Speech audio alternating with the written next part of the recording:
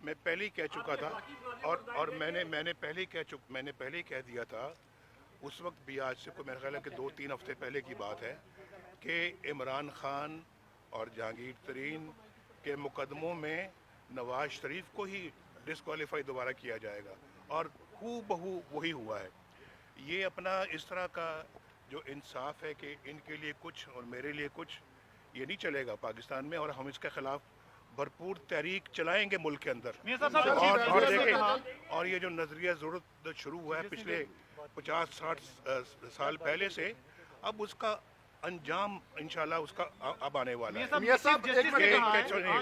आप अपना जो है ना, आप अपना जो है वो लेजिटिमाइज करें डिक्टेटरों की हुकूमतों को, आप मार्शल लॉ को जो है वो लेजिटिमाइज करें, और आप अपना जो है वो ऐसे हुक्मरानों को जो मार्शल डिक्टेटर, उनको आप कहें नहीं जी आइन ये है, इसकी ऐसी तैसी फेरें, जो चाहें आप इसमें अमेंडमेंट करें। जो इख्तियार खुद जजों के पास नहीं होता, वो किसी डिक्टेटर को कैसे दे सकते हैं? अब ये नहीं चलेगा। लाइट लगाए दिए जाए तो कानून को बोलना चाहिए।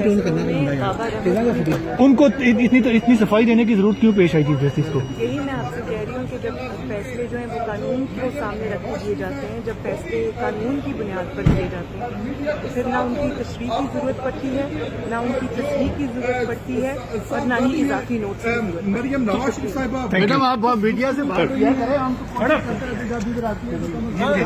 तो मियाँ मोहम्मद नवाज शरीफ साहब साबिक वज़ीर आज़म, उनके घर के बाहर एवन फील्ड में खड़ा हूँ। यहाँ से साबिक वज़ीर आज़म मियाँ मोहम्मद नवाज शरीफ साहब पाकिस्तान रवाना हो गए हैं अपनी बेटी मरीम नवाज़ के हमरा।